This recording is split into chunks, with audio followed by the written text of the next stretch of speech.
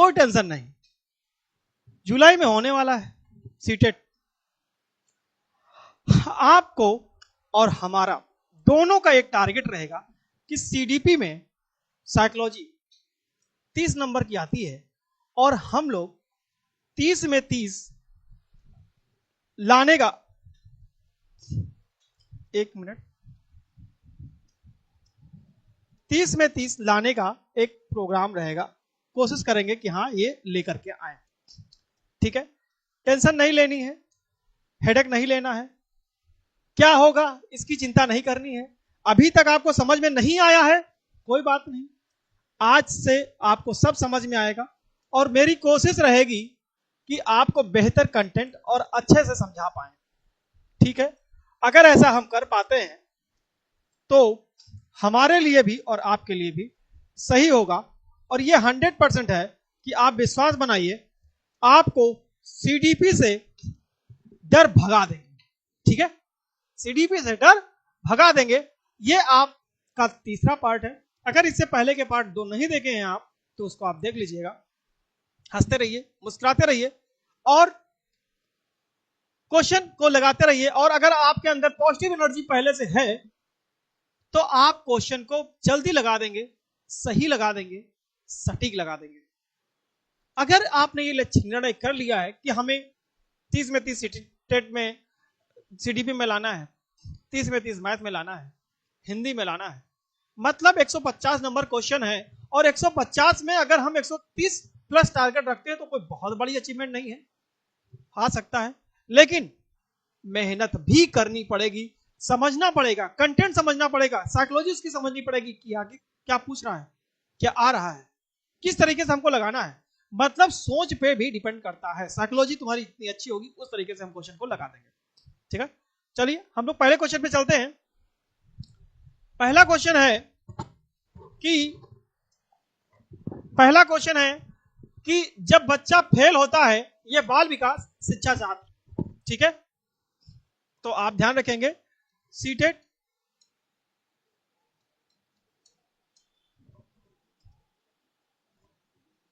जुलाई 2025। ठीक है, तो आपको क्या करना है, जब बच्चा फेल होता है तो आपसे कहा गया तो इसका तात्पर्य क्या है। जब बच्चा फेल होता है तो इसका तात्पर्य क्या है, मतलब आपको बताना है कि ऑप्शन है बच्चे ने उत्तरों को सही तरीके से याद नहीं किया, बच्चे को प्राइवेट ट्यूशन लेनी चाहिए थी, व्यवस्था फेल हुई है, या बच्चा पढ़ाई के लिए योग्य नहीं है। जो सीटेट कहता है एनसीएफ 2005, बच्चा गलत नहीं होता है। क्या है, बच्चा गलत नहीं होता है। ठीक है, तो बच्चा पढ़ाई के लिए योग्य नहीं है, तो ये तो आपका एकदम पहले गलत हो गया। ऑप्शन एलिमिनेट करने का तरीका भी सीखते रहना है, पॉजिटिव नेगेटिव कीवर्ड ध्यान रखना है। यहां पे एक बात बहुत, पॉजिटिव नेगेटिव कीवर्ड जो आपके लिए बहुत अच्छा साबित हो सकता है और इससे, ये तकनीक से आप आंसर को सही कर सकते हैं, गलत नहीं होगा। बच्चे को प्राइवेट ट्यूशन लेनी चाहिए, आंसर मुझे नहीं पता है, आंसर से नहीं मतलब है, हम गलत इसमें से कितने हैं वो तो छांट सकते हैं ना। तो प्राइवेट ट्यूशन ये हमको इजाजत नहीं देनी है, ये भी गलत। प्राइवेट ट्यूशन क्यों करेगा वो, बच्चे ने उत्तरों को सही तरीके से याद नहीं किया। तो पहली बात, जो लर्न काम है ये नेगेटिव वर्ड है और ये गलत हो जाएगा, ये भी गलत हो जाएगा। व्यवस्था फेल हुई है, अगर बच्चा फेल होता है तो इसका मतलब बच्चे की गलती नहीं है, गलती किसकी है, व्यवस्था की गलती है। उसको कंटेंट प्रोवाइड नहीं कराया गया, उसको सही से लर्न नहीं कराया गया, उसको सही तरीके से समझाया नहीं गया, उसके अनुरूप नहीं समझाया गया। इसका मतलब यह हुआ दोस्तों कि व्यवस्था फेल हुई है, बच्चे में कोई प्रॉब्लम नहीं है। तो आंसर नंबर आपका हो जाएगा सी। ठीक है, आंसर नंबर क्या हो जाएगा, सी हो जाएगा। उम्मीद करता हूं ये क्वेश्चन समझ में जरूर आ रहा होगा। ठीक है, ये मैं जरा उसमें भी मोबाइल में ऑन कर लूं ताकि समझ में आ जाए। चलिए, आपसे क्या कहा गया है, अगला क्वेश्चन है, ध्यान रखते हैं और आगे बढ़ते हैं। अगला क्वेश्चन आपसे कहा गया है, अच्छा पहले इसका हम वो भी देख लेते हैं। यदि छात्र किसी भी प्रकार से मानसिक रोग से पीड़ित नहीं है, अर्थात सामान्य छात्र यदि परीक्षा में फेल हो जाता है, तो इसका तात्पर्य यह है कि शिक्षण व्यवस्था फेल हुई है। इस बात को भी ध्यान रखना कि आपसे अगर जैसे मान लो कोई प्रॉब्लम नहीं है, जैसे मान लो तबियत खराब हो गई, अगर तब वो फेल होता है, तब उसको हम व्यवस्था फेल नहीं कहेंगे। अगर बच्चे की तबियत खराब है, ध्यान रखिएगा, बच्चे की तबीयत खराब है, ठीक है, बुखार है मान लो, तो फिर उसमें व्यवस्था की फेल नहीं होनी, क्योंकि वो नेचुरल है, यानी कि वो गॉड गिफ्टेड है, गॉड के द्वारा मतलब बुखार आया, तबीयत खराब हुई, तो उसमें टीचर की गलती नहीं है, उसमें व्यवस्था की गलती नहीं। उस केस में व्यवस्था को हम नहीं लगाएंगे। लेकिन अगर सामान्य बच्चा है, बराबर आ रहा है, पढ़ रहा है, क्लास ले रहा है, उस कंडीशन में अगर फेल हुई, तो यहाँ पे सामान्य छात्र यदि बात आई है, तो फिर व्यवस्था फेल हुई, यानी कि पढ़ाया नहीं गया, समझाया नहीं गया, बताया नहीं गया। इसलिए ऑप्शन नंबर आपका सी, जो कि मैं बता दिया। चलिए अगले क्वेश्चन पे चलते हैं। अगला क्वेश्चन है, शिक्षण से अधिगम पर बल देने वाला परिवर्तन हो सकता है। आपको एक बात ध्यान रखना है, यहां पे हम क्वेश्चन का आंसर नहीं, पहले हमको जो काट कर सकते हैं, इसमें से ऑप्शन को एलिमिनेट कर सकते हैं, उसको ध्यान रखना। रटने को प्रोत्साहित करना यह आपका नहीं होगा। जो रटना है वो क्या है, निगेटिव वर्ड है। रटना क्या है, निगेटिव वर्ड है, तो यह तो गलत हो गया। बाल केंद्रित शिक्षा पद्धति अपनाकर, हां, अगर जो हमारा एनसीएफ बोला है 2005, ये बाल केंद्रित शिक्षा को अपनाना है, यानी कि ऑप्शन नंबर तो ये सही होगा। जो बाल केंद्रित शिक्षा, बाल केंद्रित शिक्षा ही बताया गया है, और इसी पे हमको इसी बेस पे पढ़ाना है, ठीक है। अग्र शिक्षण की तकनीक अपनाकर, अग्र शिक्षण की तकनीक से यहां नहीं मतलब है, और परीक्षा परिणामों पर केंद्रित होकर, परीक्षा परिणामों से भी हमारा केंद्रित होकर के हमारा कुछ नहीं बनेगा। शिक्षण से बल देने का परिवर्तन हो सकता है, बाल केंद्रित शिक्षा आपको उसी के अनुरूप करेंगे तो अपने आप से हो जाएगा।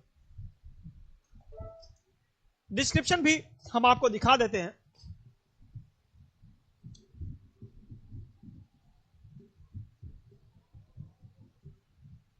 बाल केंद्रित शिक्षा पद्धति अपनाकर शिक्षण से अधिगम पर बल देने वाला परिवर्तन हो सकता है। अधिगम का मतलब दोस्तों क्या होता है, एक बात ध्यान रखिएगा, बहुत सारे दोस्त हमारे जो डीएलएड बीएड कर रहे होंगे, तो एक टॉपिक होता है अधिगम। अधिगम में क्या होता है, अधिगम का मतलब क्या होता है, उनके लिए भी इंपॉर्टेंट है। अधिगम का मतलब होता है दोस्तों सीखना। अधिगम का मतलब क्या होता है, सीखना। तो इसलिए आपको इस बात को ध्यान रखना है कि अधिगम का मतलब सीखना है, तो हम सीखने पर बल देते हैं। हम किस पर बल देते हैं, सीखने पर बल देते हैं। तो इस तरीके से हम लोग इस क्वेश्चन को बता सकते हैं कि अधिगम से सीखने से क्या अभिप्राय है, ठीक है, सीखने से क्या अभिप्राय है। फिर आप क्या करेंगे, आपसे कहा गया है, नेक्स्ट क्वेश्चन है, चलिए चल रहा है, आपसे अगला क्वेश्चन चलते हैं। अगला है आपका, बीजों का अंकुरण संकल्पना। बीजों का अंकुरण संकल्पना के शिक्षण की सबसे प्रभावी पद्धति है।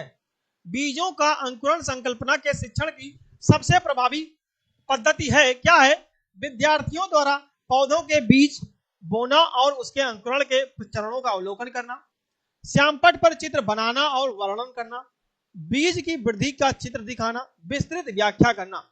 एक बात और ध्यान रखिएगा यार दोस्तों, जो व्याख्या शब्द आता है, तो प्राइमरी के बच्चों को, बहुत बड़े होते नहीं हैं, तो वो व्याख्या का मतलब नहीं जानते हैं। तो ये जो बताया गया है वो भी एक निगेटिव वर्ड है। ये क्या है, निगेटिव वर्ड है। आपको क्या ध्यान रखना है कि यहां से क्या सही होगा क्या गलत होगा, तो इस तरीके से आपको ये ध्यान रखना है कि ये आंसर नहीं होगा, ये आपको एलिमिनेट कर देना है। बीज का वृद्धि के चित्र दिखाना, हाँ ठीक है, ये सही हो सकता है। लेकिन हम और आगे देखते हैं, श्यामपट पर चित्र बनाना और वर्णन करना।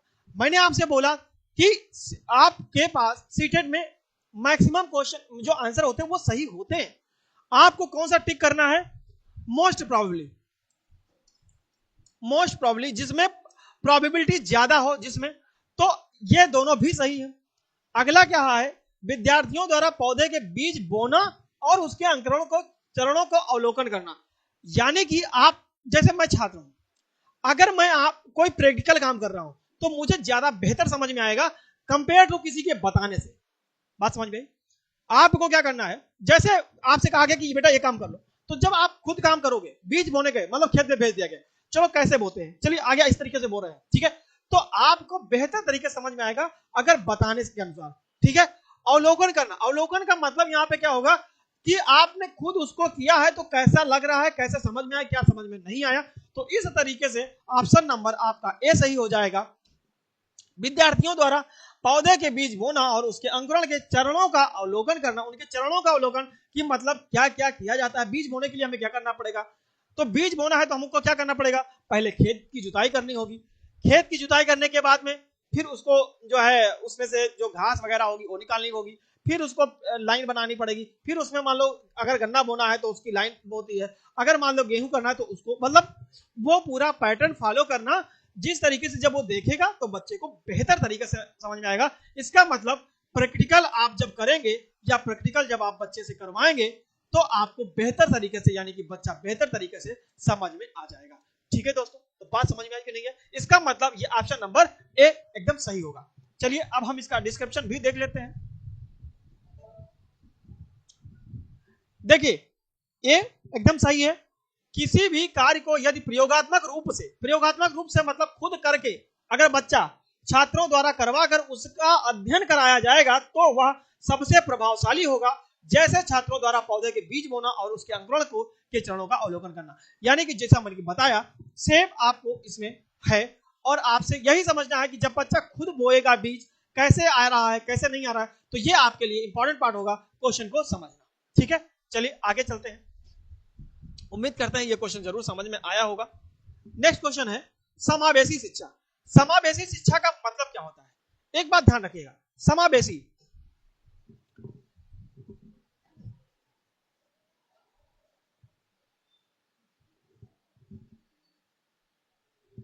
देखिए समावेशी शिक्षा का मतलब क्या होता है।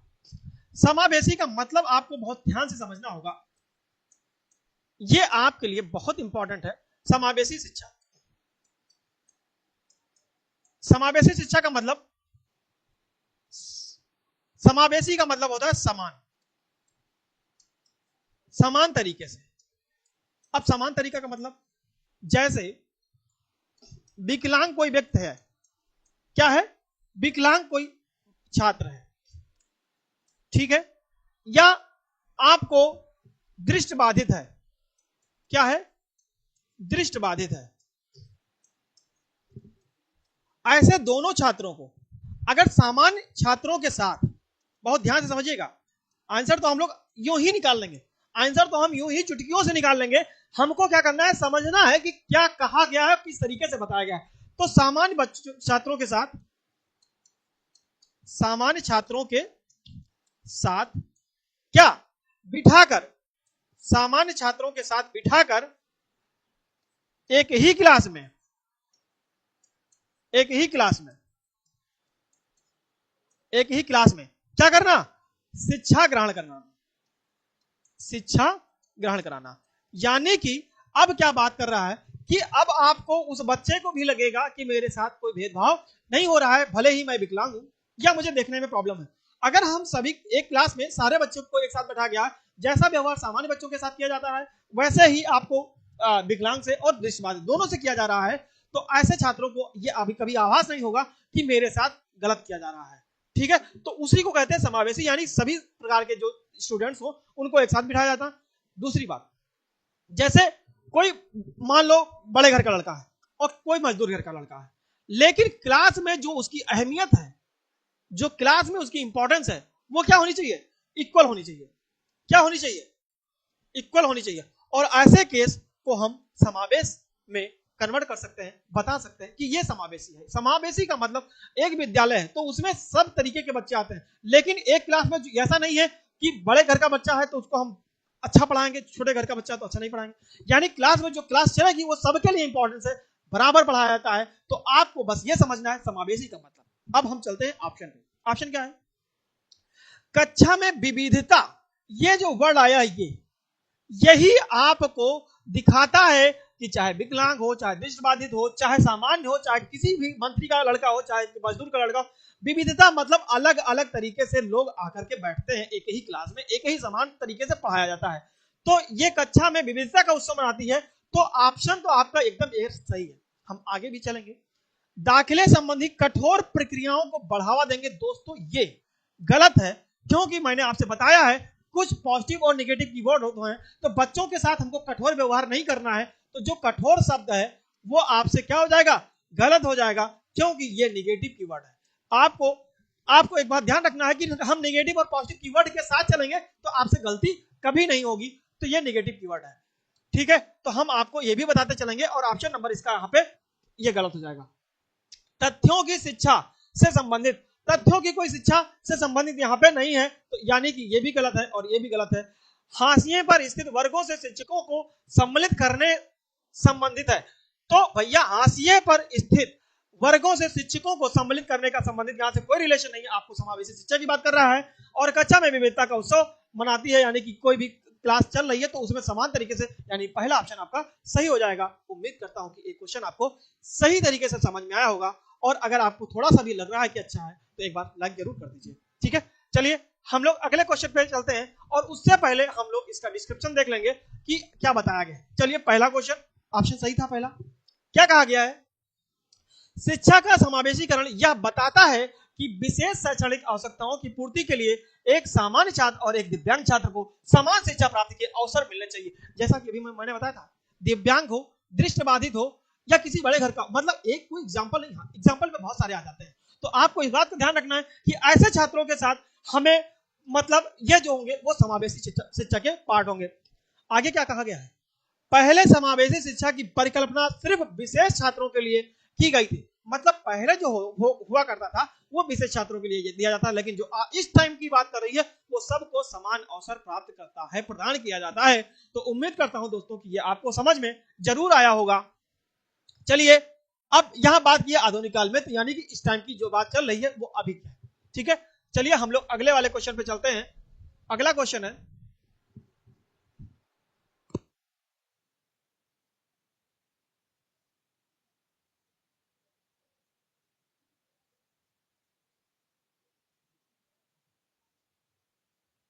थोड़ा सा चाय पी लेते हैं,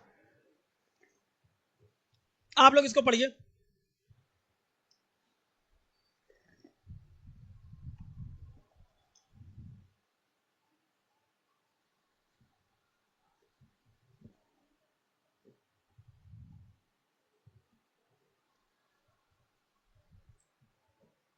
ठीक है दोस्तों, चलिए यह आपसे कहा गया है 5, किस प्रकार के प्रश्नों को वस्तुनिष्ठ प्रश्नों की श्रेणी में रखा जाता है। चलिए ये गजब का क्वेश्चन आ गया है, अच्छा क्वेश्चन है, समझते हैं। किस प्रकार के प्रश्नों को वस्तुनिष्ठ प्रश्न, आपसे क्या है? लघु उत्तरात्मक प्रश्न, मुक्त उत्तरात्मक वाला प्रश्न, सत्य या असत्य या निबंधात्मक। तो जब बात वस्तुनिष्ठ की कर रहा है तो हम निबंध ऐसे पूरा नहीं लिखेंगे, ठीक है। तो ये आपका नहीं होगा, ठीक। आपसे लघु उत्तरात्मक, यानी कि आपको 2-3 लाइन में, 4 लाइन में आंसर देने होंगे, तो ये भी नहीं होगा, ठीक। मुक्त उत्तर वाला प्रश्न या सत्य, तो इसमें आपको बताना है कि कौन सा सही होगा। जरा आप देखिए और बताइए कि कौन सा क्वेश्चन सही होगा इसका। ये बहुत इंपॉर्टेंट है आपका कि आपसे क्या सही होगा और क्या नहीं सही होगा। तो वस्तुनिष्ठ प्रश्न में आपको ध्यान रखना है कि सत्य और असत्य वाला ऑप्शन होगा, या तो सही होगा या तो गलत होगा। इस तरीके से जैसे बहुविकल्पीय प्रश्न होते हैं, एक क्वेश्चन होता है उसमें 4 विकल्प होते हैं, जैसे ये किए तो या इसमें एक ही सही होगा, 2-4 सही नहीं हो सकते, तो इसलिए ये आपका सही हो जाएगा, ठीक है। चलिए हम लोग आगे चलते हैं। आगे है, प्रश्नों के बारे में केवल एक लाइन लिखकर यह पूछा जाना चाहिए जाना कि वाक्य सत्य है या असत्य है, इस प्रकार के प्रश्नों को वस्तुनिष्ठ प्रश्न की श्रेणी में रखा जाता है। जैसे आप लोग दोस्तों देखे होंगे, जब एकेडमिक में आप पढ़ते हैं तो आता क्या है, एकेडमिक में जब पढ़ते हैं तो एक जब प्रश्न के चैप्टर खत्म हो जाता है तो उसमें होता है ट्रू फॉल्स। ट्रू फॉल्स पूछा जाता है, match the following, match the following आता है, रिक्त स्थानों की पूर्ति करना आता है। तो दोस्तों आपको बस इतना समझाने के लिए हम इतना कर रहे हैं कि ये वाला पार्ट है सत्य और असत्य वाला, ये वस्तुनिष्ठ में चला जाएगा तो आपको ये वस्तुनिष्ठ प्रश्न हो जाएंगे और आपका ऑप्शन नंबर जो बताया था वो सही हो जाएगा। तो इसलिए आपको यहाँ पे एक्सप्लेन कर दिया गया है। उम्मीद करता हूं आपको समझ में आएगा। और ये टारगेट जो लेकर चल रहा हूं तो ये इसमें सिर्फ हमारा ही योगदान नहीं होगा, आप सभी का योगदान होगा कि अगर आप मेहनत किए और इस तरीके से पढ़ते चले गए, एक एक कॉन्सेप्ट को क्लियर करते चले गए, तो आपका 30 आउट ऑफ 30 बहुत बड़ा टारगेट नहीं है, लेकिन आप मेहनत करेंगे तो जरूर आ जाएगा। ठीक है, चलिए आगे चलते हैं।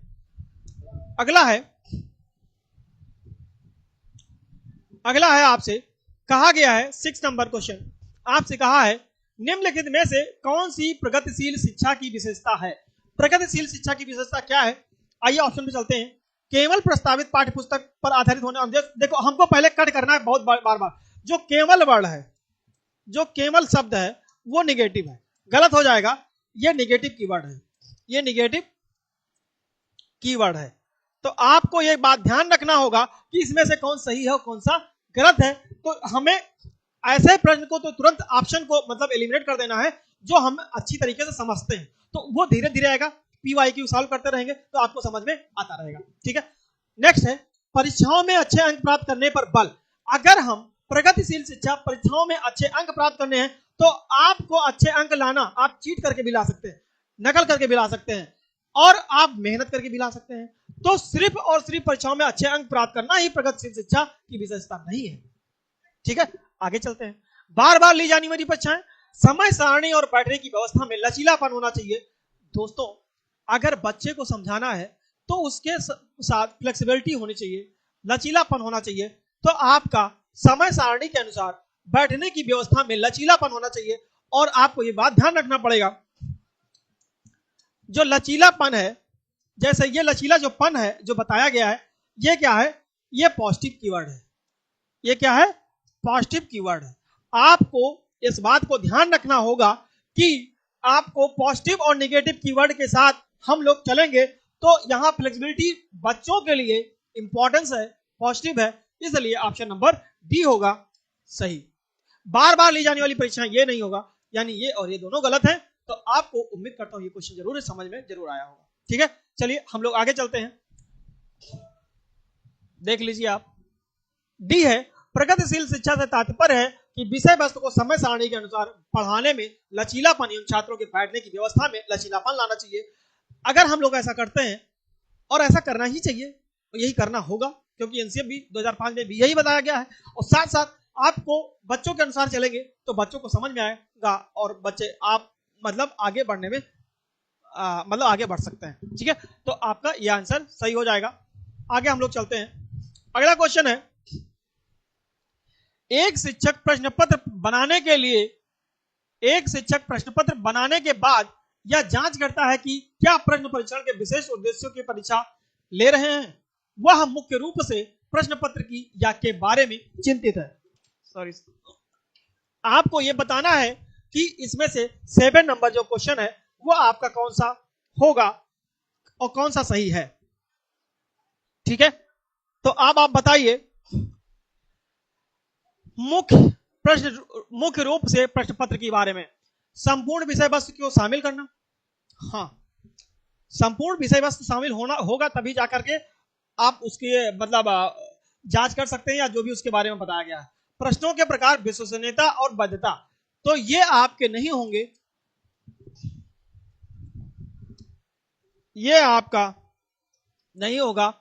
संपूर्ण विषय वस्तु को शामिल करना, एक शिक्षक प्रश्न पत्र बनाने के बाद यह जांच करता है कि क्या प्रश्न परीक्षण के विशेष उद्देश्यों की परीक्षा ले रहे हैं, वह मुख्य रूप से प्रश्न पत्र की बारे में चिंतित क्या है। हाँ, अगर जैसे मान लो मैंने पूरा पेज मतलब बना लिया, परीक्षा पेपर बना लिया। अब हमको ये ध्यान रखना होगा कि जैसे एक चैप्टर मान लो सीडीपी है, ठीक है, या मैथ है, कुछ भी है, तो 1 से लेकर के 10 चैप्टर आ रहे हैं, मान लो 1 से 10 चैप्टर है। एग्जाम कौन सा है? एनुअल है। बहुत ध्यान से समझिएगा, एग्जाम कौन सा? एनुअल है। एनुअल एग्जाम है तो पूरा आना चाहिए भाई, पूरे किताब से आना चाहिए ना, पूरा आना चाहिए। बोलो बात समझ में आई कि नहीं है? तो इसमें से हमको चिंता इस बात की होगी कि सभी चैप्टर से क्वेश्चन लिए गए हैं कि नहीं लिए गए, सभी चैप्टर से, ठीक है, सभी चैप्टर से क्वेश्चन लिए गए हैं कि नहीं लिए गए। तो ये हमको मतलब इंपॉर्टेंट होगा, ताकि इसका आंसर तो बात की बात है, पहले हमको समझ विकसित करनी होगी कि होगा कि नहीं होगा। तो आंसर नंबर ए हो जाएगा, ठीक है। चलिए आइए देखते हैं। किसी शिक्षक के प्रश्न पत्र बनाने में उसका प्रमुख उद्देश्य होता है संपूर्ण विषय वस्तु को शामिल करना। भाई जितने चैप्टर हैं हमको सब शामिल करना है, लगभग हर टाइप के क्वेश्चन देने हैं। अगर बहुविकल्पीय है, रिक्त स्थान की पूर्ति है, मैच द फॉलोइंग है, ऐसा हर चैप्टर में है, तो किसी चैप्टर से मैच द फॉलोइंग दे दूंगा, किसी चैप्टर से एक लॉन्ग आंसर दे दूंगा, किसी से शॉर्ट आंसर दे दूंगा। तो यानी कि सब शामिल होना चाहिए, ये इंपॉर्टेंस है और चिंता इसी बात की रहेगी, है ना। चलिए आगे चलते हैं। अच्छा क्वेश्चन था, ठीक है। अगला क्वेश्चन है, वनात्मक शिक्षा शास्त्र का यह दृढ़ विश्वास है कि वनात्मक शिक्षा शास्त्र का यह दृढ़ विश्वास है कि शिक्षार्थियों को स्वतंत्र रूप से तर्कणा नहीं करनी चाहिए, ठीक है, शिक्षार्थियों को स्वतंत्र रूप से तर्कणा नहीं करनी चाहिए। बच्चे स्कूल से बाहर क्या सीखते हैं या अप्रासंगिक है। शिक्षार्थियों के अनुभव और प्रत्यक्ष लाभ महत्वपूर्ण होते हैं। एक शिक्षक को हमेशा कक्षा कक्ष के अनुदेशन का नेतृत्व करना चाहिए। बताइए दोस्तों, ठीक है, सोचिए कौन सा होगा। वनात्मक शिक्षा शास्त्र, यह दृढ़ विश्वास है कि शिक्षार्थियों को स्वतंत्र रूप से तर्कणा नहीं करनी चाहिए। करनी चाहिए, शिक्षार्थियों विद्यार्थियों की बात कर रहा है। तो जब शिक्षार्थियों को अवसर दिया जाएगा और उनको स्वतंत्र रूप से मौका दिया जाएगा कि काम करने का, सीखने का, तो वो सही हो जाएगा। इसका मतलब ये ऑप्शन गलत हो जाएगा। बच्चे स्कूल से बाहर क्या सीखते हैं, या अप्रासंगिक है? नहीं, अप्रासंगिक नहीं है। बच्चे स्कूल में भी सीखते हैं, बच्चे बाहर भी सीखते हैं, तो बाहर सीखना अप्रासंगिक कैसे हो सकता है? वो उनके अनुभव का है। शिक्षार्थियों के अनुभव और प्रत्यक्ष लाभ महत्वपूर्ण होते हैं, ठीक है। आगे भी पढ़ते हैं। एक शिक्षक को हमेशा कक्षा कक्ष के अनुदेशन का नेतृत्व करना चाहिए। एक शिक्षक को हमेशा, एक बात ध्यान रखिएगा, जो हमेशा आया है, जो ये वर्ड है हमेशा, ये निगेटिव वर्ड है। ये क्या है? निगेटिव वर्ड है। लेकिन एक बात समझना होगा कि हमेशा गलत नहीं होता है, हमेशा गलत नहीं होता है, लेकिन जो हमेशा वर्ड है ऑलवेज, ये ऑलवेज जो वर्ड है, चाहे हिंदी वाले हो चाहे इंग्लिश वाले हो, ये निगेटिव वर्ड है। तो इस बात को ध्यान रखना है कि अब आपका ऑप्शन सी सही होना चाहिए। क्या सही होना चाहिए? सी सही होना चाहिए। आइए हम लोग देखते भी हैं, आइए हम लोग देखते हैं। सी सही है, क्योंकि हमें क्या करना है कि अकॉर्डिंग टू ऑप्शन हमको पढ़ते चलना है, फिर आगे ध्यान रखना है। हमेशा अगर वहां ना आया होता तो सही हो जाता। विवेचनात्मक शिक्षा शास्त्र का यह मानना है कि छात्र कोई भी कार्य या विषय सीखने के लिए स्वयं क्रियाकलाप करें, चिंतन करें, तर्क करें तथा अपने अनुभवों को इस प्रकार से संगठित एवं समंजन करें ताकि सीखने में प्रत्यक्ष लाभ हो सके। तो ऑप्शन हमें जो बताया था वो सी सही था, और एक्सप्लेन मैंने भी वहां भी कर दिया था और इसमें भी आपको कर दिया गया है। इस बात को बहुत ध्यान रखना होगा, ठीक है। चलिए हम लोग आगे चलते हैं। अगला है next question 9 number. 9 number question क्या है? विद्यालय आधारित आकलन मुख्य रूप से किस सिद्धांत पर आधारित है? आपको ध्यान रखिएगा, आपको अच्छे से पढ़ लेना है, ठीक है। विद्यालय आधारित आकलन मुख्य रूप से किस सिद्धांत पर आधारित होता है? वाय परीक्षकों की अपेक्षा शिक्षक अपने शिक्षार्थियों की क्षमताओं को बेहतर जानते हैं। किसी भी कीमत पर विद्यार्थियों को अच्छे ग्रेड मिलने चाहिए। विद्यालय वाह्य परीक्षा निकायों की अपेक्षा ज्यादा सक्षम है, आकलन बहुत किफायती या होना चाहिए। किफायती मतलब मत मितव्ययी, तो ये ऑप्शन तो पहले ही गलत हो गया कि जो आकलन होता है मितव्ययी नहीं होना चाहिए। आप बताइए कि ऑप्शन कौन सा सही होगा, मैंने तो पढ़कर आपको बता दिया है, आप बताइए इसमें से आंसर और ऑप्शन कौन सा सही हो जाएगा।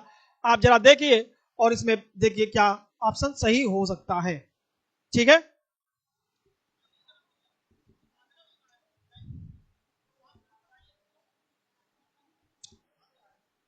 ये आपको ध्यान रखना है कि वाह्य परीक्षकों की अपेक्षा शिक्षक अपने शिक्षार्थियों की क्षमताओं को बेहतर जानते हैं। यह बात एकदम सही है कि यदि मैं पढ़ाता हूं और हमारे साथ जो ऑफलाइन बच्चे बैठते हैं तो उनमें से हमें पता है कि आपको कितना आता है और कितना नहीं आता है, आप क्या कर सकते हैं क्या नहीं कर सकते हैं। इसलिए बताया गया वाह्य परीक्षाओं की अपेक्षा मतलब जो बाहर परीक्षाएं होती है उसकी अपेक्षा शिक्षक अपने शिक्षार्थियों की क्षमताओं को बेहतर जानते हैं। मतलब शिक्षक जो होता है वो अपने शिक्षार्थियों के बारे में बेहतर जानते हैं। यही आपका आंसर सही हो जाएगा। ठीक है, अगला भी पढ़ लेते हैं। किसी भी कीमत पर विद्यार्थियों को अच्छे ग्रेड मिलने चाहिए।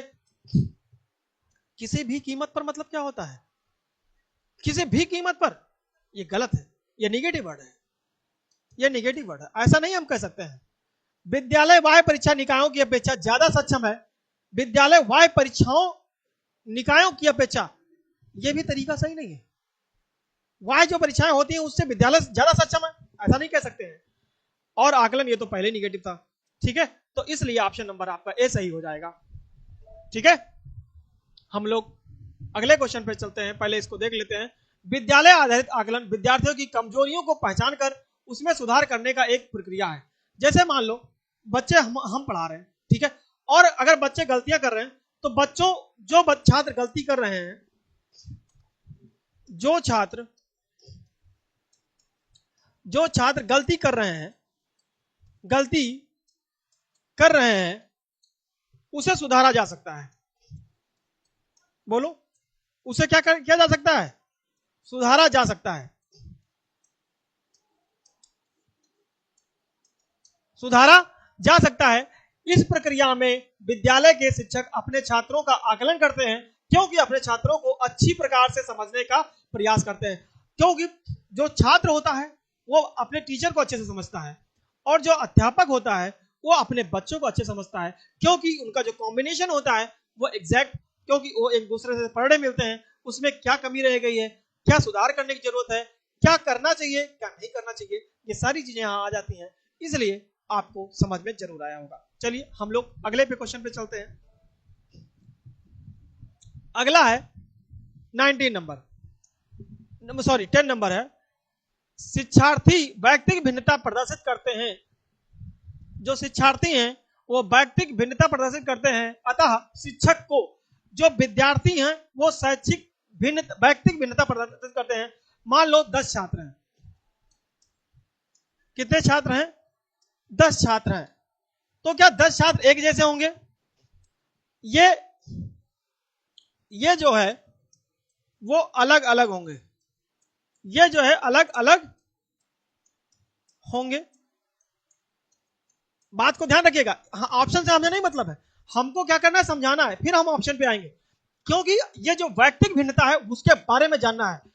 अब इसमें से 10, एक पढ़ने में ठीक हो सकता है, पढ़ने में, एक की राइटिंग हो सकती है अच्छी बन रही हो, बोलो, एक खेलने में अच्छा हो रहा है, खेलने में क्रिकेट हो सकता है, फुटबॉल हो सकता है,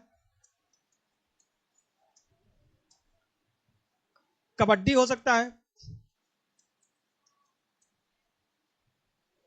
लड़कियां खो खो खेल सकती हैं, बोलो, जंपिंग हो सकता है।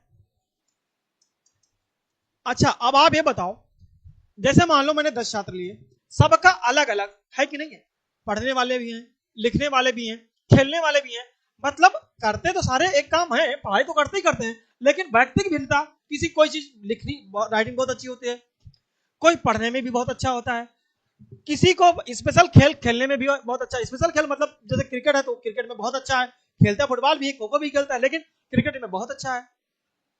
ठीक है। क्रिकेट में भी बात करें तो कोई बैट्समैन है, कोई बॉलर है, कोई विकेट कीपर है, कोई फील्डर बढ़िया अच्छा है, कोई सभी ऑलराउंडर है। तो ऐसे जो व्यक्तिगत भिन्नता है तो वो ये इस चीज को प्रदर्शित करती है। बस समझ में आई। अब आपसे क्या कहा है, सीखने के विविध अनुभवों को उपलब्ध कराना, यह विविध ही होगा। मैं लिख दे रहा हूं, यह विविध होगा। ठीक है। कठोर अनुशासन सुनिश्चित करना चाहिए, नहीं, कठोर अनुशासन नहीं करना है। कठोर अनुशासन क्या होता है, यह निगेटिव वर्ड होता है। कठोर जो होता है यह निगेटिव वर्ड होता है। ये क्या होता है, निगेटिव वर्ड होता है। तो इसको तो हम नहीं कर सकते हैं, तो ये आपका गलत हो गया। परीक्षाओं की संख्या बढ़ा देनी चाहिए, नहीं, परीक्षाओं की संख्या बढ़ाने से व्यक्तिगत भिन्नता से कोई शिक्षक को नहीं करना चाहिए, ये भी गलत और ये भी गलत। अधिगम एक समान गति पर बल देना चाहिए, अधिगम एक समान गति पर बल देना चाहिए और सीखने के विविध अनुभवों को उपलब्ध करना चाहिए।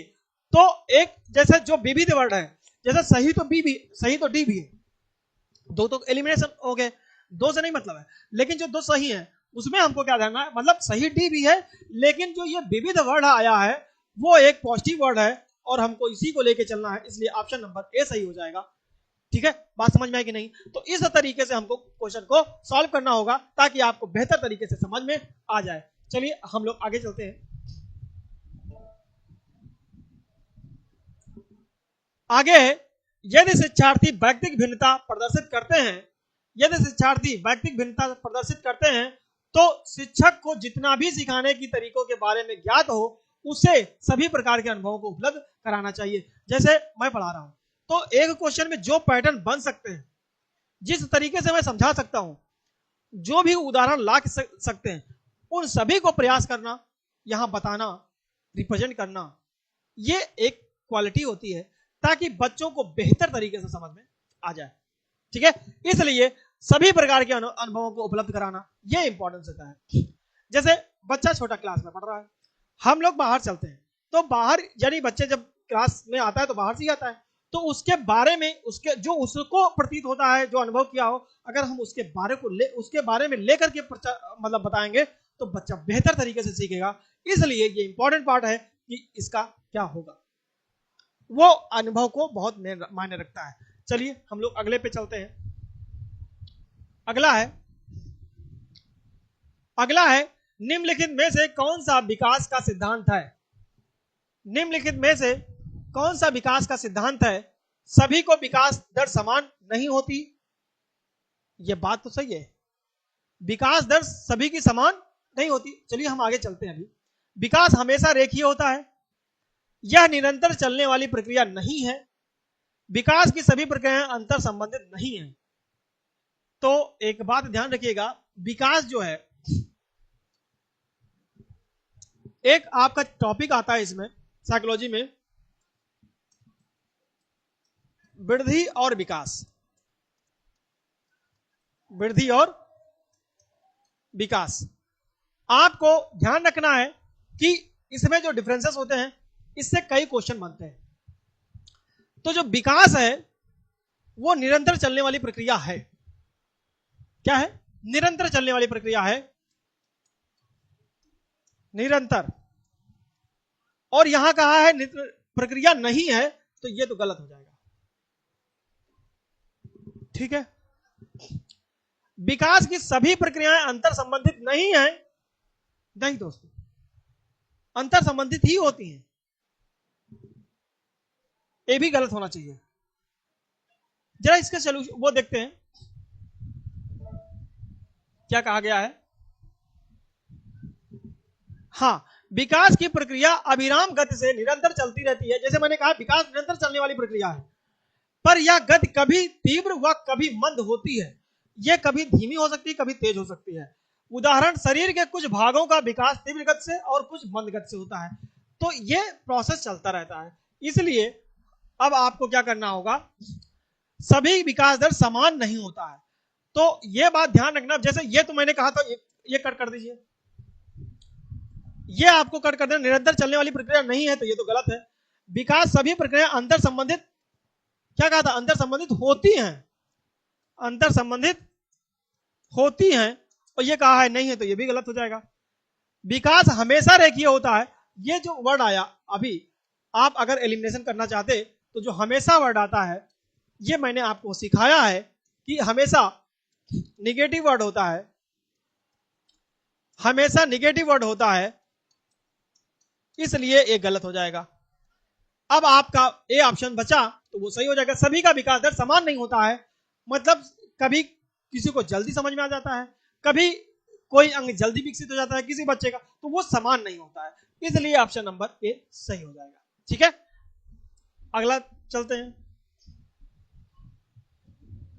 अगला क्वेश्चन है, मानव विकास को क्षेत्रों में विभाजित किया जाता है। मानव, बहुत ध्यान से समझिएगा, मानव विकास को क्षेत्रों में विभाजित किया जाता है, जो है क्या है, आइए देखते हैं। शारीरिक, संज्ञात्मक, संवेगात्मक और सामाजिक। दूसरा है संवेगात्मक, संज्ञानात्मक, आध्यात्मिक और सामाजिक और मनोवैज्ञानिक। मनोवैज्ञानिक, संज्ञानात्मक, संवेगात्मक और सामाजिक। शारीरिक, आध्यात्मिक, संज्ञानात्मक और सामाजिक। तो आपको यह ध्यान रखना है कि इसका कौन सा ऑप्शन सही और सटीक होगा। चलिए आप लोग बताइए, जरा कमेंट देखिए।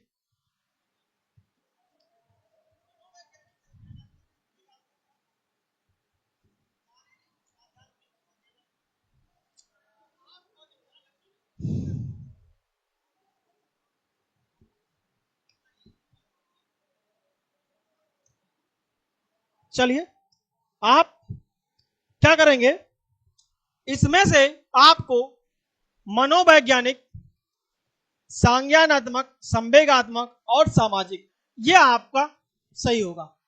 ठीक है, जैसे आप देख लीजिए, जो मानव का विकास है वो पहले मनोवैज्ञानिक, फिर संज्ञानात्मक, फिर संवेगात्मक, फिर सामाजिक, मतलब ये प्रोसेस एक के बाद एक होगा, इसलिए आपका आंसर सी सही हो जाएगा। यहाँ पे शारीरिक पहले आ गया है, यहाँ संवेगात्मक आ गया है और यहाँ शारीरिक आ गया, तो मनोवैज्ञानिक लास्ट में नहीं होगा, मनोवैज्ञानिक स्टार्टिंग से ही होगा और शारीरिक उसके बाद में आएगा। मतलब पहले आपको अगर स्टार्ट करना है तो मनोवैज्ञानिक होगा, फिर संज्ञानात्मक, फिर संवेगात्मक। ठीक है, तो इसलिए ऑप्शन आपका सही हो जाएगा सी। चलिए देख लेते हैं, मानव का विकास प्रत्येक क्षेत्र में साथ साथ होता रहता है। मानव का विकास प्रत्येक क्षेत्र में साथ साथ होता रहता है, साथ ही साथ उनमें आपस में सामंजस्य भी स्थापित होता रहता है और वह एक दूसरे के पूरक के रूप में कार्य करते हैं। मानव विकास में सबसे महत्वपूर्ण होता है मनोवैज्ञानिक विकास। इसमें से मानव किसी भी कार्य को करने के लिए मानसिक रूप से तैयार होना चाहिए। सबसे पहले हमारा क्या इंपॉर्टेंस है, हमें अपने आप को तैयार करना होगा, हम अपने आप को रिप्रेजेंट कर सकें, हम अपने आप को बता सकें, खड़े हो सके उस मंच पे, तभी हम आगे के लिए कार्य कर सकते हैं। इसलिए पहले हमको तैयार करना जरूरी होता है, फिर उसके बाद में उस क्षेत्र के बारे में जानकारी लें और उसे अपने संज्ञान को लाकर उस पर विचार करें, उसके बाद अपने विचारों को सोच समझ कर प्रस्तुत करें। अंत में सामाजिक विकास की आवश्यकता होती है। यानी बच्चा पहले, आपको इसी तरीके से आपको देखना पड़ेगा, आप पहले सामाजिक नहीं हो जाएंगे। ये एक अवस्था होती है जिसमें से आपको शैशवावस्था में क्या करना है, बाल्यावस्था में क्या करना है, किशोरावस्था में क्या करना है। तो जो सामाजिक की बात आती है वो किशोरावस्था में, तो डायरेक्ट बच्चा 18 साल का तो हो नहीं जाएगा। ठीक है, बात समझ में। तो मनोवैज्ञानिक जो साइकोलॉजिस्ट बोले हैं, बताते हैं, वो आपको हमको इस तरीके से करना है। और हम कहीं पे बात करना है, कुछ प्रस्तुत करना है, तो उससे पहले हमको क्या करना पड़ेगा, अपने आप को पहले हमको अपने आप वहां खड़े होने का मतलब पता हो। उसके बाद जो जिस लिए बोलने जा रहे हो उसके बारे में हमको समझ विकसित हो, उसके बारे में अच्छे से हम जानकारी कर लें, फिर उसके बाद में हम फिर सोशल पे जाएंगे। ठीक है, तो ऑप्शन नंबर आपका सी हो जाएगा सही। और हम अगले क्वेश्चन पे चलते हैं, 30 नंबर पे। चलिए, एक हरिशंकर जी का आया है, गुड मॉर्निंग सर जी, गुड मॉर्निंग भैया। चलिए, और गुड क्लास, ठीक है, थैंक यू। और हम लोग आगे क्वेश्चन पे चलते हैं। ये कहा गया है, एक शिक्षिका पाठ्य वस्तु और फल सब्जियों के कुछ चित्रों का प्रयोग करती हैं और अपने विद्यार्थियों से चर्चा करती हैं। विद्यार्थी इस जानकारी को अपने पूर्व ज्ञान से जोड़ते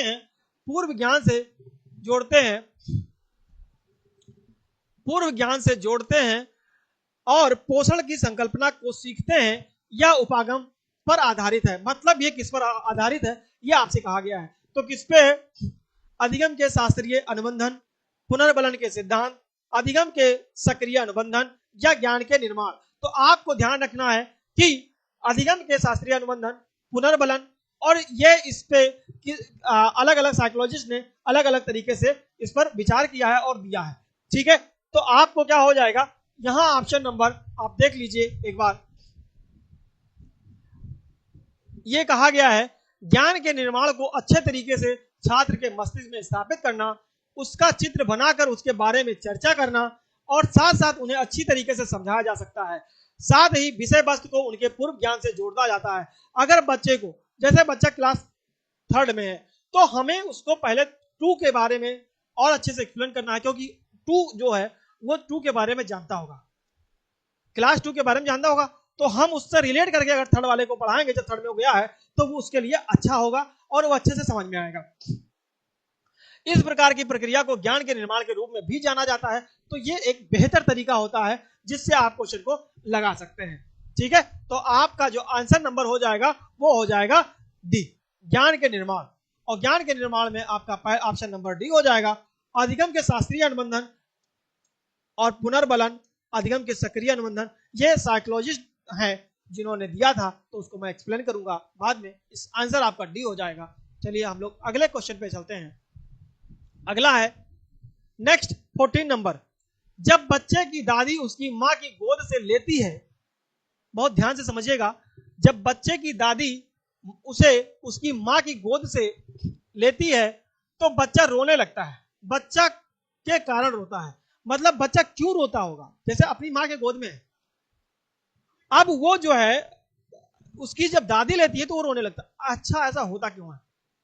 एक बात ध्यान रखिएगा दोस्तों कि जो बच्चा होता है वो असहज महसूस करता है, सुरक्षित नहीं महसूस करता है, क्योंकि बच्चे को पता नहीं होता है, लेकिन उसको इतना अनुभव होता है कि जहां पे मैं हूं वहां पे मैं सुरक्षित हूं, क्योंकि बच्चे की देखभाल एक मां से ज्यादा कोई और नहीं कर सकता है। करती है, ऐसा नहीं कि दादी करती नहीं है या पिता का नहीं करते या बुआ नहीं करती, करते सारे लोग हैं, लेकिन बच्चे को ऐसा एहसास होता है, इसलिए वो असहज महसूस होता है और रोने लगता है। चलिए अब हम देखते हैं ऑप्शन क्या है। सामाजिक दुश्चिंतता, संवेगात्मक दुश्चिंता, अजनबी दुश्चिंता और वियोग दुश्चिंता। तो आपको एक बात को ध्यान रखना है कि यहां पे ये जब बच्चा की दादी उसकी मां की गोद से ले लेती हैं तो बच्चा इसलिए रोने लगता है क्योंकि उसको संवेदनात्मक दुश्चिंतता होती है, उसको आभास होता है कि वो असहज महसूस करता है। ये जैसा कि मैंने आपको बताया, सामाजिक बच्चा जो है समाज के बारे में नहीं जानता होता है, वो छोटा बच्चा होता है, तो उसको ये सब नहीं पता कि समाज क्या है, समाज क्या नहीं है। उसको सिर्फ इतना मतलब होता है कि माँ की गोद में उसको सबसे ज्यादा खुशी होती है और कोई और लेता है तो उसको थोड़ा सा कष्ट होता है, समझ नहीं पाता तो वो रोने लगता है। अजनबी और के बारे में उसको नहीं पता होता है, तो इसलिए ये गलत हो जाएगा। और वियोग की चिंता उसको होती नहीं है। वियोग का मतलब होता है कि एक दूसरे से अलग होना। वियोग तो तब आपको पता चलेगा कि आप लोग 2 लोग साथ में रह रहे हो, अगर एक दूसरे से अलग हो रहे हो तो वहां वियोग की कंडीशन आएगी। तो यहाँ बच्चे को वियोग के बारे में क्या पता, तो इसलिए आपका आंसर बी हो जाएगा, संवेगात्मक। ठीक है, चलिए हम लोग अगले क्वेश्चन पे चलते हैं। अगला क्वेश्चन है 15 नंबर क्वेश्चन। शिक्षा के संदर्भ में समाजीकरण से तात्पर्य है। शिक्षा के संदर्भ में समाजीकरण से तात्पर्य है, क्या तात्पर्य है? चलिए चलते हैं, देखते हैं। अपने सामाजिक मानदंड बनाना, अपने सामाजिक मानदंड बनाना, समाज में बड़ों का सम्मान करना, सामाजिक वातावरण में अनुकूल और समायोजन, सामाजिक मानदंडों को सदैव अनुपालन करना। एक बात ध्यान रखिएगा, कुछ वर्ड होते हैं, हम उन वर्ड को लेकर के चलेंगे कि जैसे केवल हो गया, केवल हो गया, मात्र हो गया, सदैव आ गया यहाँ पे, तो जैसे जैसे वर्ड मिलते चले जाएंगे वो मैं बताता रहूंगा। ही हो गया, तो ये जो है निगेटिव कीवर्ड है, ये क्या है? निगेटिव वर्ड है, और ये आपको गलत हो जाएगा, तो ये तो आपका गलत हो जाएगा। सीधे सीधे अपने सामाजिक मानदंड बनाना, हमको सबसे बेस्ट तरीका और सबसे बेस्ट ऑप्शन दिखा है सामाजिक वातावरण, और सामाजिक वातावरण के अनुकूल और समायोजन, मतलब आपको समायोजित कर लेना, आपको मतलब सामाजिक वातावरण के अनुकूल, यानी कि समाज में क्या हो रहा है, किस तरीके से हो रहा है, क्या हमको करना चाहिए, क्या बोलना चाहिए, अगर मान लो अपने से बड़े बुजुर्ग बैठे तो हमको किस शब्द का प्रयोग करना है, गलत शब्द मुख से ना निकल जाए, ठीक है। तो उसके वातावरण, उसके अनुसार समायोजन करना, मतलब तौर तरीका अपनाना, फिर वहां पे रहना, उस तरीके से बोलना, किसी से अनुचित व्यवहार ना करना। तो ये आपका सबसे सटीक और सबसे सही तरीका हो जाएगा। ऑप्शन नंबर बी सही हो जाएगा। ठीक है, चलिए हम लोग अगले पे चलते हैं। अगला है आपका, इसका डिस्क्रिप्शन भी देख लेते हैं। सी सही है। शिक्षा समाजीकरण की प्रक्रिया को सरल बनाती है। जो शिक्षा होती है वो समाजीकरण प्रक्रिया को सरल बनाती है। शिक्षा के माध्यम से मनुष्य सामाजिक मूल्यों, आदर्शों, व्यवहार आदि को सीखता है और अपने आप को उसके अनुरूप बनाने का प्रयास करता है। ठीक है, तो ये बात ध्यान रखिएगा कि हमें उसके अनुरूप अगर आप चल रहे हैं तो आपका जो पॉजिटिव में है। ठीक है, तो आंसर आपका मैंने बता दिया था, सी सही हो जाएगा। नेक्स्ट क्वेश्चन है 16 नंबर क्वेश्चन है, राज्य स्तर की एक एकल गायन प्रतियोगिता के लिए विद्यार्थियों को तैयार करते समय एक विद्यालय लड़कियों को वरीयता देता है या दर्शाता है। अब आपको एक बात ध्यान रखिएगा, आपसे कहा गया है कि लड़कियों को वरीयता देता है। यहां पे अगर किसी भी, चाहे वो लड़का हो या लड़की, लेकिन किसी को एक पॉजिटिव में आपको ये बताना कि ये मूल्य है, इसका मूल्य है, ये अहम है यहाँ के लिए, तो वहां पे आपको लैंगिक को जो है पक्षपात का वहां पे शो करेगा। तो यहां से ऑप्शन है वैश्विक प्रवृत्तियां, ये नहीं होगा। आपसे कहा गया प्रयोजनात्मक उपागम, ये भी नहीं होगा। प्रगतिशील चिंतन, यहां से कोई मतलब नहीं है। लैंगिक पूर्वाग्रह, ये सही हो जाएगा, क्योंकि एक विद्यालय में लड़कियों को क्या किया जाता है, वरीयता दी जाती है, यानी कि पक्षपात किया जाता है। क्या किया जाता है, पक्षपात किया जाता है। तो आपको क्या ध्यान रखना है, पक्षपात किया जाता है तो ये नहीं होना चाहिए। ठीक है, आपको अगर ऐसा किया जाता है तो इसका मतलब वो लैंगिक पूर्वाग्रह को फॉलो कर रहा है। इसीलिए जैसे आपसे क्वेश्चन कह दिया गया कि लड़के क्या होते हैं, लड़के कबड्डी खेल लेते हैं। क्या कहा गया, कबड्डी खेलते हैं। ठीक है, अगला कहा गया कि लड़कियां खो खो खेलती हैं। क्या करती हैं, खो खो खेलती हैं। तो यहां पे ये भी लैंगिक पूर्वाग्रह की बात कर रहा है, क्योंकि जेंडर बायस यहां पे हो रहा है कि ऐसा नहीं है कि लड़कियां कबड्डी नहीं खेलती हैं या लड़के खो खो नहीं खेलते। अगर ऐसी बात क्लास में की जा रही है तो आपको लैंगिक यानी जेंडर बायस की बात किया जा रहा है। इस बात को हमको ध्यान रखना है कि यहाँ पे हम जो, इसीलिए जो समावेशी शिक्षा की बात की गई है, ये भी एक कारण रहा है। ठीक है, बात को बहुत ध्यान से समझिएगा। इस तरीके से हम लोग सही तरीके से और सही आंसर सटीक लगा सकते हैं। अगर ऐसा कुछ कहा गया तो लैंगिक पूर्वाग्रह की बात की जा रही है, और इस तरीके से सही आंसर हमारा डी हो जाएगा। ठीक है, चलिए अगले क्वेश्चन पे चलते हैं हम लोग। इसको पहले ध्यान देते हैं। आपसे कहा गया है जब किसी संस्था या कक्षा में लिंग के आधार पर, अभी यही चीज मैंने आपसे बताई, लिंग के आधार पर एक वर्ग को वरीयता दी जाती है तो इस प्रक्रिया को लैंगिक पूर्वाग्रह के नाम से भी जाना जाता है। ठीक है, यह बात बहुत ध्यान से समझिएगा ताकि इसका क्या आंसर है और क्या नहीं, ये इंपॉर्टेंट पार्ट है। ठीक है, तो इस तरीके से आपको आंसर नंबर डी पता चल गया होगा। चलिए नेक्स्ट क्वेश्चन पे हम लोग चलते हैं। क्वेश्चन नंबर 33 है। अब एक हमारे साइकोलॉजिस्ट हैं, मनोवैज्ञानिक, जो आपसे क्या कह रहे हैं जरा देखिएगा। ये आपसे कह रहे हैं कि वाइगोत्स्की बच्चों के सीखने में निम्नलिखित में से किस कारक की महत्वपूर्ण भूमिका पर बल देते हैं। तो किस कारण महत्वपूर्ण भूमिका पर बल देते हैं। आपसे कहा गया है अनुमानसिक, नैतिक, शारीरिक या सामाजिक। तो आपसे यह कहा गया है कि जो वाइगोत्स्की जी हैं वो किसको वरीयता दिए, क्या बोले हैं, अनुवांशिक बोले हैं या नैतिक या शारीरिक या सामाजिक। तो आपको ध्यान रखना है कि इन्होंने किस पर बल दिया है या किस पर इन्होंने बात की है। तो इन्होंने जो बात की है वो बात की है संज्ञानात्मक विकास और सामाजिक सांस्कृतिक परिवेश। ठीक है, वाइगोत्स्की के अनुसार बालक के संज्ञानात्मक विकास की व्याख्या उसके सामाजिक सांस्कृतिक परिवेश के परिप्रेक्ष्य में करनी चाहिए। किसी बालक का सामाजिकरण जिस सामाजिक सांस्कृतिक परिप्रेक्ष्य में हुआ है रहता है उसी के अनुरूप उसमें भाव, विचार, दृष्टिकोण एवं मानसिक क्षमताओं का विकास होता है।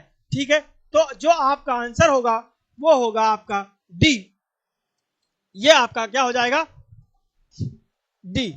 तो आपको जो वाइगोत्स्की ने जो दिया था सामाजिक सांस्कृतिक विकास, ठीक है, आपको एक बात ध्यान देना है, नैतिक जो विकास की बात करता है, नैतिक विकास या नैतिकता से जो बात करते हैं वो कोहेलबर्ग साहब करते हैं, ठीक है, इस बात को भी ध्यान रखना है। इसी तरीके से आपका आंसर जो होगा वो डी हो जाएगा। ठीक है, चलिए हम लोग अगले क्वेश्चन पे चलते हैं और अगला क्वेश्चन आपका क्या कह रहा है? अगला क्वेश्चन है आपका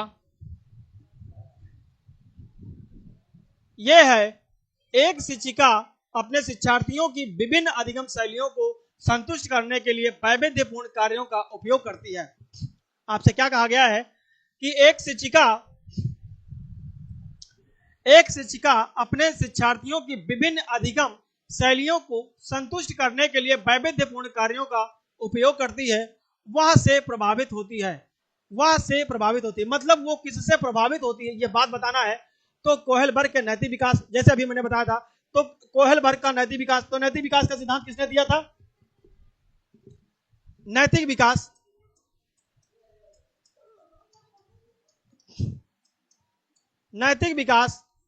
किसने दिया था? कोहेलबर्ग ने।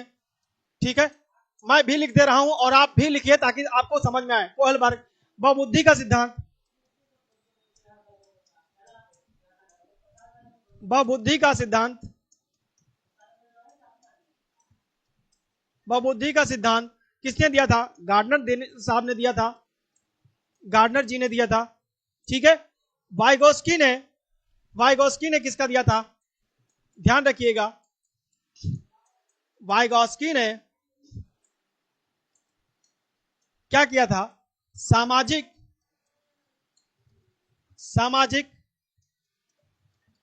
सांस्कृतिक सिद्धांत दिया था।